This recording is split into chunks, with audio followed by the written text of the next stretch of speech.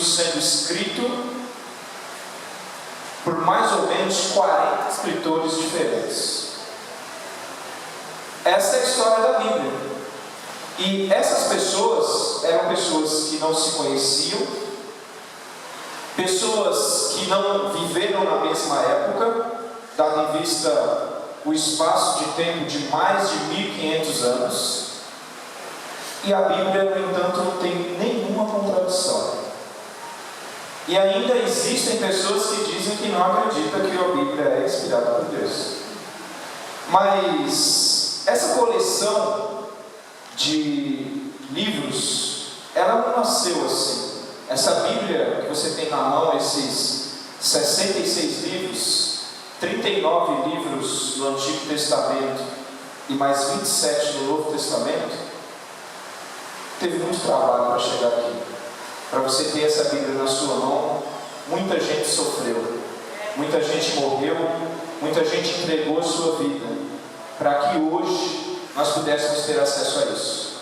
E nós deveríamos valorizar muito mais, muito mais. As pessoas que iniciaram, as pessoas que escreveram a Bíblia, elas viviam no Oriente Antigo, numa cultura que hoje não existe mais.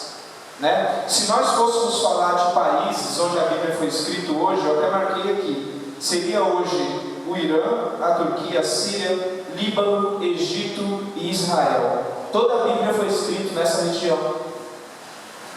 E durante todo esse tempo a Bíblia sendo escrita, surgiram vários desafios. O primeiro desafio foi quando o último profeta falou algo a respeito de Deus. Qual foi o último profeta, irmãos? Qual foi?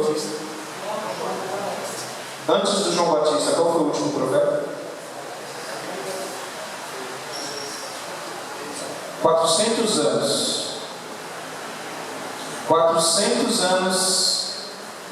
As Bíblias mais antigas, eu lembro que meu pai tinha uma Bíblia que é do Velho Testamento para o Novo, tinham 4 folhas em branco. Alguém? Equivalente aos 400 anos que Deus não falou. Então, a gente tem o último profeta que escreveu. Até João Batista chegar, foram 400 anos sem Deus falar com o povo. E aí surgiram os primeiros problemas. Porque o Velho Testamento já estava todo escrito.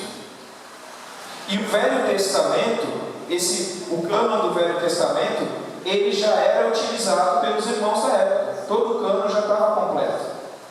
Mas, quando Deus para de falar, e fica 400 anos sem falar, apareceram pseudo-escritores, e aí criaram vários livros, que a gente chama hoje de livros apócrifos. E aí se tornou uma bagunça, porque cada um, por exemplo, eu, Franciel, Deus não estava falando, o que eu pegava e falava? Vou escrever algo aqui. E para que as pessoas dessem notoriedade ao que eu escrevia, eu falava, olha, foi Deus que me revelou isso. E eu escrevia. Irmãos, e foram escritos nesses 400 anos centenas de livros, que se diziam ser livros inspirados por Deus, ou a palavra de Deus. Isso confundiu muito a cabeça das pessoas. Chega João Batista e ele fala assim, olha, estou preparando o caminho para alguém que vem. Preparando o caminho para alguém que vem. E aí, chega Jesus. Nasce, cresce, morre, ressuscita, está ao lado de Deus. E a igreja ficou. E aí, existiu uma regra. Depois que Jesus ascende ao céu, ele deixa uma missão. Ele nomeia pessoas e ele fala assim, olha, vocês vão ir primeiro aqui, depois até os confins da terra, vão pregar a minha palavra. Quem crê e for batizado será salvo. Só que, falando de Bíblia, os apóstolos passam, eles morrem, e a igreja continua. E aí tem-se uma necessidade de compilar tudo que Deus falou e colocar isso no livro. E aí existem alguns critérios para isso. Às vezes as pessoas acham, a Igreja Católica fala muito isso, que nós criamos a Bíblia, que a Bíblia não é a palavra de Deus, que a gente decidiu os livros que a gente queria colocar na Bíblia e simplesmente colocou lá. Tanto que a Igreja Católica, eles consideram que a Bíblia é submissa à Igreja e não a Igreja é submissa à Bíblia, como se a Igreja estivesse acima da Bíblia. E nós cremos justamente o contrário. Essa Bíblia é justamente Deus falando conosco. Nós não estamos acima da Bíblia. Na realidade, a Bíblia é a nossa única regra de fé e prática. Se você está procurando uma profecia, está aqui a profecia. Essa é a autêntica profecia que Deus deixou para nós. Mas, quando os apóstolos morrem ali, século II, século III depois de Cristo, existiu uma bagunça generalizada. Para vocês terem uma ideia, irmãos, nós temos 4 evangelhos, não temos? Mateus, Marcos, Lucas e João. Foram escritos mais de 100 evangelhos. Então, tem evangelho de Judas, evangelho de Barnabé, evangelho de Tomé, Ascensão de Tomé, tem milhares de livros que foram escritos juntamente. E a igreja olhou para isso e viu a necessidade de falar assim: não, existem livros que foram inspirados por Deus, e agora existe o livro que o Franciel está querendo escrever porque ele acha que é o bom, e a gente precisa definir isso. Por quê? Porque isso estava levando a igreja para vários lugares para onde a igreja não deveria ir. Porque você imagina, a gente tem um livro de regra de fé e prática, e a maior dificuldade, às vezes as pessoas perguntam assim: mas por que tem pessoas que pensam hoje, né, existe uma classe de desigrejando, né? Eles falam que não precisa mais estar na igreja. Para quê? Para que eu vou para a igreja? Para que é isso? O irmão está pregando sempre a mesma palavra. Salmo 23 eu já sei de cor, Salmo 91 eu sei de cor, eu sei Marcos, eu sei Mateus, eu sei Lucas, eu sei João. Mas, irmãos, se a gente tem uma Bíblia, 66 livros, que são nossa regra de fé e prática, e a gente não consegue colocar 1% disso em prática, imagina se a gente tivesse 100 Bíblias diferentes. Seria, no mínimo, estaríamos muito distantes de Deus. Então, Deus, na sua soberania, coloca no coração das pessoas: vocês precisam definir o que é a Bíblia. E aí começa o primeiro desafio. Por quê? Uma coisa interessante que agora no Natal a gente vê muito, né? Presépio. A gente vê muito isso, não vê? Presépio. Em todo lugar a gente vê isso. O presépio tem lá 3 reis magos numa gruta. E isso é comum. Eu não estou aqui criticando ninguém, tá, irmãos? Mas muitas vezes a gente faz o presépio até na nossa casa. E aí eu pergunto para os irmãos: onde que está na Bíblia isso? Onde que está na Bíblia? Não tem isso na Bíblia, irmãos. Isso vem dos livros apócrifos. Porque os livros apócrifos nada mais é do que uma pessoa olhar para a Bíblia e falar assim: está faltando alguma coisa. Eu acho que esqueceram alguma coisa aí.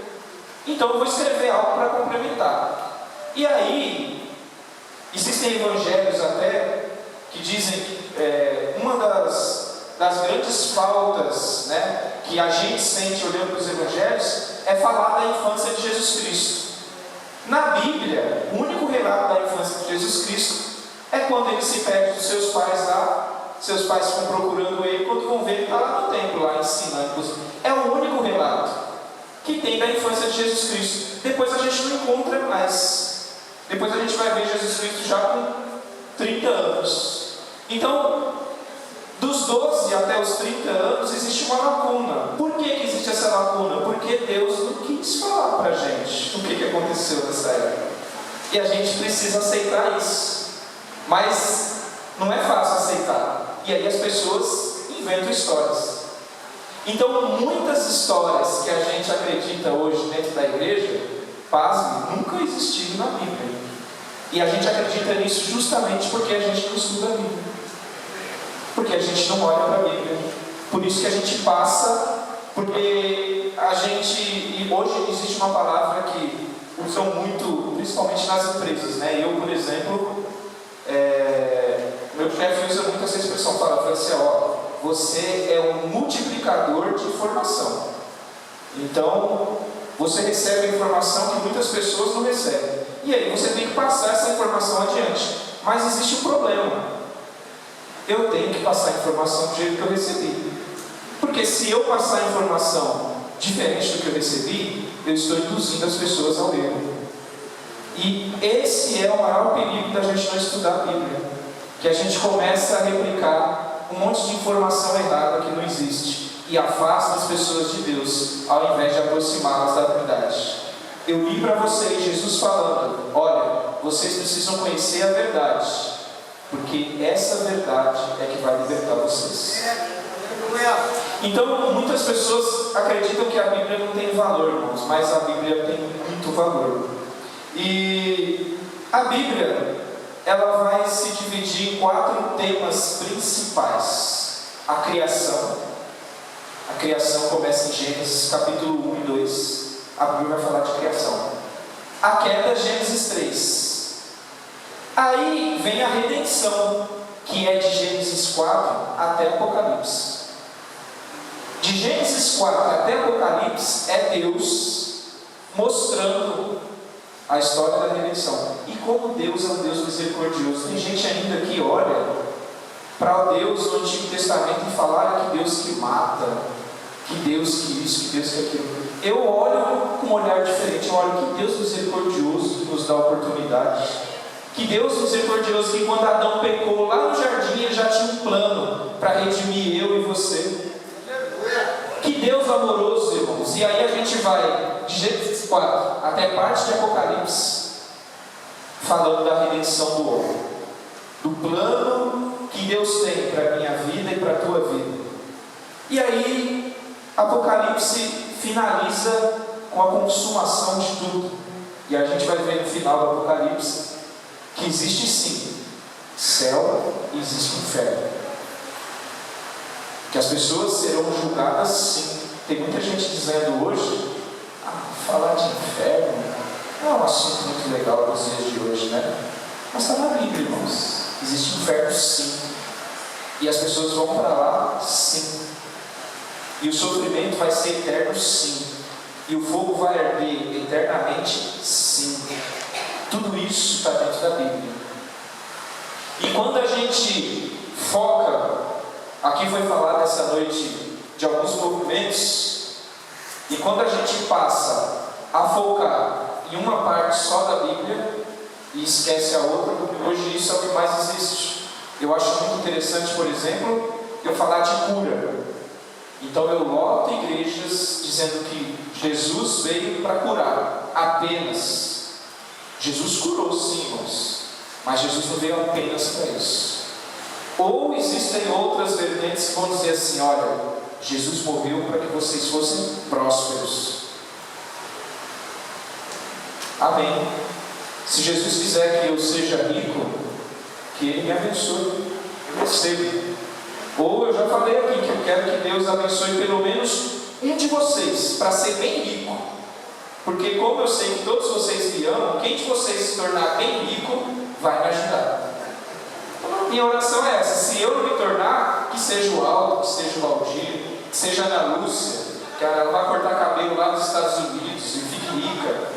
Assim eu vou ser ajudado, irmãos. Não é pecado você ser rico, mas a ênfase do Evangelho não é essa. Jesus veio aqui na terra, morreu por mim e por você, para que nós, que não tínhamos nenhum contato com Deus, a gente estava completamente desligado de Deus, irmãos. Deus, que é santo, não podia olhar para nós por causa do nosso pecado. Aí Jesus vem e fala assim: olha, eu morro por eles. E aí, irmãos, depois que Jesus morre por nós, Deus volta a olhar para a gente através de Jesus Cristo, que é a ponte que estava faltando entre nós e Deus. Sem a morte de Jesus, irmãos, nenhum de nós poderíamos estar aqui nessa noite. E aí toda a Bíblia, de Gênesis a Apocalipse, ela aponta para um centro, e esse centro é Jesus. O centro da Bíblia é Jesus. Tem gente pensando que o centro da Bíblia é o homem, que Deus só existe para servir o homem, que Jesus só morreu porque o homem precisava. Mas não, irmãos, o centro da Bíblia é Jesus. Ele continua sendo o centro. Eu e você, como citar o livro de Efésios aqui hoje, a Bíblia vai dizer que antes da fundação do mundo, Deus tinha escolhido quem? Vocês. Para quê? Para que vocês fossem santos e irrepreensíveis. Deus tinha um propósito para todos nós. Jesus já tinha nos escolhido. Mas voltando à Bíblia, irmãos, dentro desses 4 temas principais da Bíblia, a gente chega a uma curiosidade. Como a Bíblia foi formada? E Lutero foi muito citado aqui, e não tem como a gente falar de Bíblia sem falar de Lutero. No século IV, quando a igreja decide compilar, juntar os livros e falar assim: ó, essa é a Bíblia, essa é a palavra de Deus. Então, teve um camarada que pediu um padre, que era uma pessoa muito erudita, muito conhecedor, principalmente de latim, para que ele traduzisse a Bíblia, escrevesse, pegasse todos aqueles pergaminhos, todos eles, e compilasse em um livro só. Esse padre foi lá e fez isso. E aí ele escreve toda a Bíblia em latim. Mas latim, irmãos, era uma língua que não era falada na época. Pouquíssimas pessoas tinham acesso. Só os clérigos da igreja, ainda mais da alta classe, que sabiam falar latim.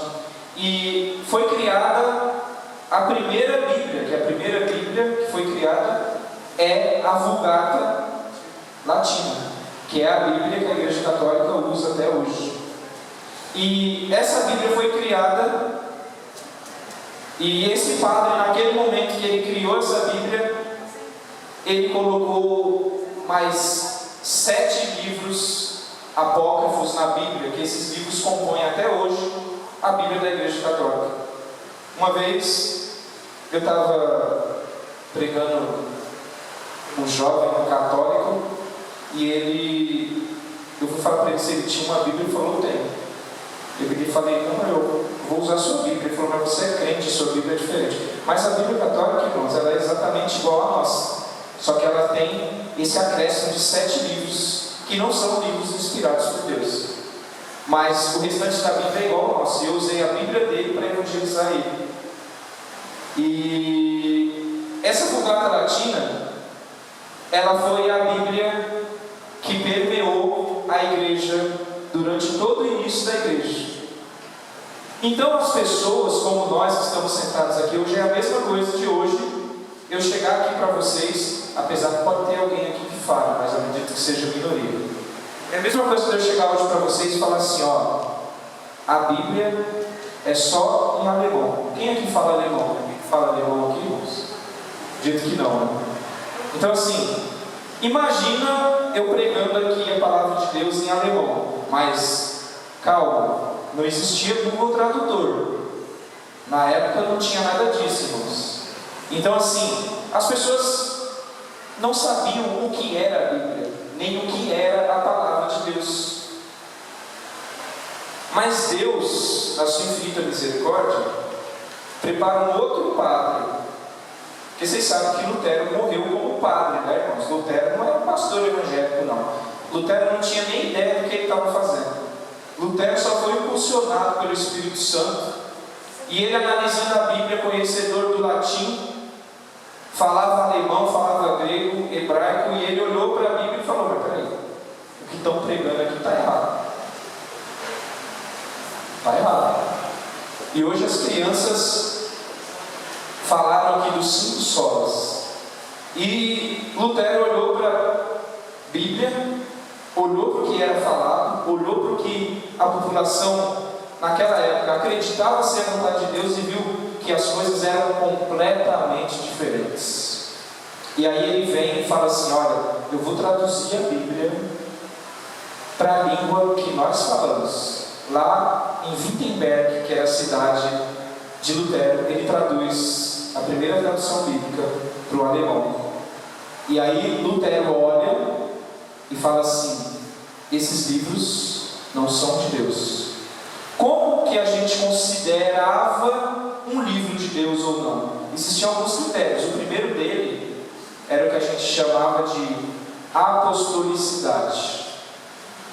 O que é isso? Um livro, para ser considerado livro de Deus, tinha que partir dos apóstolos ou de alguém muito próximo do apóstolo. Eu não poderia, por exemplo, chegar lá e falar assim: ó, esse aqui é segundo Franciel. Não. Tanto que, se você for olhar a Bíblia, pega todo o Novo Testamento, não existe nenhum livro que não atenda esse critério de apostolicidade. Outro critério era assim: se o livro que estava sendo escrito para ser considerado inspirado por Deus, se ele em algum momento ia convergir com o ensinamento de Jesus Cristo, ou se em algum momento ele ia entrar em conflito com o ensinamento de Jesus e dos apóstolos. Se entrasse, já era desconsiderado, não era um livro inspirado por Deus. E a terceira coisa é que, além do livro ter apostolicidade e não podia ir contra os ensinamentos de Jesus e dos apóstolos, esse livro tinha que ser usado em todas as igrejas. Então, era muito comum, por exemplo, eu criei a minha Bíblia aqui e falava: aqui em Cumbica a Bíblia é essa. Mas ninguém conhece, só aqui. Não, tem que usar no campo todo, em todos os lugares. Então, irmãos, existiram critérios para que se adotasse o que é a Bíblia hoje. Ninguém de repente acordou e falou: olha, esses 66 livros são de Deus. Não. O Espírito Santo inclinou o coração de pessoas para que nós tivéssemos acesso à palavra de Deus. E aí, depois que Lutero, lá em 1517, se eu não me engano, 1517, os irmãos que são mais estudiosos podem me corrigir se eu estiver errado, mas acho que é 31 de outubro de 1517. Depois disso, não pense que foi mar de rosa, irmão. Lutero, ele traduz a Bíblia para o alemão e ele praticamente é escorraçado da igreja e do lugar onde ele vivia. Mas as pessoas que estavam ali gostaram da ideia de ter acesso à palavra de Deus, e gostaram mais ainda da ideia de serem esclarecidos. Essa foi a reforma protestante. Só que depois da reforma protestante teve a contra-reforma da igreja católica. E aí, no concílio de Trento, eu acredito que em 1546, concílio de Trento, a igreja faz o quê? A igreja católica, esse camarada sai de dentro da igreja, fala que a gente está falando um monte de mentira, agora a gente vai refutar tudo que ele está falando. E aí a igreja faz uma contra-reforma, colocando a Vulgata Latina como realmente a palavra de Deus. Então, depois dessa contra-reforma, o que a gente vive até hoje é que a igreja católica considera a Vulgata Latina como a palavra de Deus. Mas a Bíblia não tem muito valor para a igreja católica, porque eles consideram que a igreja está acima da Bíblia, que a Bíblia foi criada por homens, E nós cremos justamente o contrário. Depois de tudo isso, irmão, dessa historinha de Bíblia, eu já vou acabar. Para você entender, porque eu achava interessante essa noite você sair daqui com a compreensão que esse livro ele simplesmente não caiu do céu. Que existiu esforço e sacrifício de vários homens de Deus para que a gente pudesse ter a Bíblia. Talvez assim a gente consiga valorizar mais isso que a gente tem nas nossas mãos. Então, irmãos, depois de toda essa história, depois de tudo isso, estamos nós aqui. Estamos nós aqui. William Seymour foi citado aqui também nessa noite. E a gente vê que nós, eu estou falando aqui de nós, tá, irmãos? Eu não estou falando de pessoas lá de fora, não. Estou falando da gente. Os lá de fora já têm um destino e uma sentença. Mas estou falando de pessoas que Deus escolheu. Nós somos capazes das maiores atrocidades, das maiores crueldades. Sabe por quê? Porque a gente não conhece qual é a vontade de Deus. Foi citado a época de William Seymour. E Estados Unidos vivia uma época, apesar que a gente falar disso é até meio contraditório, porque eu acredito que até hoje ainda existe muito racismo e muita segregação. Talvez não declarado, mas ainda existe. Mas naquela época era declarado. E eu e a Kátia, a gente teve a oportunidade de assistir uma peça que falava justamente dessa história de William Seymour. E ele era filho de um pastor batista. E quando ele começa o movimento, filho de pastor, ele começa o movimento ali na Rua Azusa. E é impossível não chorar, irmãos, você ouvindo isso, né? E a peça é muito impactante. E pasmem, todos conhecedores da palavra de Deus. Ele entrou no seminário alto para aprender a palavra de Deus. Mas o fato dele ser negro, ele teve que aprender todas as matérias do corredor da sala de aula. Ele não podia entrar dentro da sala porque ele era negro. E aí eu fico imaginando, e a gente não está aqui falando, eu estou falando de pessoas que serviam a Deus na época. Então assim, olha o que o ser humano é capaz de fazer quando ele se afasta da palavra de Deus. Porque, irmãos, o que mantém a gente ainda um pouquinho melhor que perfeito aqui ninguém é. Se tiver alguém perfeito, pode levantar a mão. Eu estou bem distante disso. Mas o que mantém a gente ainda um pouquinho mais humano dentro do conceito de humanidade que Deus quer é a palavra de Deus.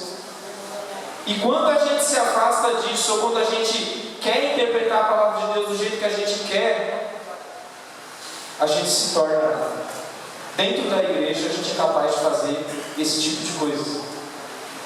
Por isso que dentro da igreja tem irmão que espanca a esposa. Por isso que dentro da igreja tem irmão que rouba, tem irmão que engana. É por isso, irmãos. É porque a gente se afasta da palavra de Deus. E quando a gente se afasta da palavra de Deus, não existe nada de bom dentro de mim. Franciel não tem nada de bom. Você não tem nada de bom para oferecer. Nessa noite, irmãos, eu quero fazer um pedido para você. Depois de tudo isso que foi falado, Jesus falou: olha, vocês vão conhecer os meus discípulos porque eles permanecem em mim. E a única maneira de permanecer em mim é conhecendo a minha verdade. Só a minha verdade é capaz de libertar vocês. A verdade de Cristo é essa aqui, irmãos. Então, nessa noite, não deixemos que seja simplesmente mais um dia da Bíblia, como todos os anos as pessoas falam, mas que a gente possa olhar para a palavra de Deus e dar atenção para ela, a devida atenção. Enquanto Jesus não volta, escrevam isso na tábua do coração de vocês. Enquanto Jesus não volta, irmãos, a única maneira de nós permanecermos firmes é através da palavra de Deus. É a única maneira que você vai ter de refutar as mentiras que têm sido contadas hoje. Porque a gente vive numa época em que não existe mais uma verdade absoluta. Cada pessoa tem uma verdade. A minha verdade é essa. A verdade do outro irmão é aquela. Eu quero dizer para você que isso é mentira. Existe uma verdade absoluta sim, e ela é a palavra de Deus. Tem pessoas querendo empurrar pela nossa garganta mentiras. Mas eu falo para vocês, irmãos, diante de Deus, eu prefiro ser preso, eu prefiro morrer, mas eu não abro mão da palavra de Deus. Doa quem doer. E eu não estou aqui com hipocrisia dizendo que eu cumpro tudo que está aqui à lista. Não cumpro não, preciso melhorar muito. Mas eu quero dizer para vocês, se não tiver aqui na Bíblia, você não vai me convencer a fazer. Então, irmãos, essa tem que ser a consciência de todos nós. Para você ter uma posição firme diante de Deus, você precisa saber qual é a vontade de Deus. Sem saber qual é a vontade de Deus, é impossível que você tenha uma posição aguardando Jesus Cristo, aguardando o seu retorno. Essa semana foi uma semana em que os irmãos viram que eu não estava aqui na igreja. Os meus chefes vieram de fora do país. Meus chefes ficam, eu trabalho numa multinacional e meus chefes ficam nos Estados Unidos e no México. E eles vieram para cá essa semana. Eu conversei com o pastor, falei, pastor, eu não vou poder estar na igreja, porque tem uma agenda e a gente tem que respeitar essa agenda. E eu estava comentando com a minha esposa em casa, como que a sociedade é. Essa semana eu jantei em alguns restaurantes que um prato custava mais que R$600. Não foi eu que paguei não, tá irmão? Não tem dinheiro para isso, né?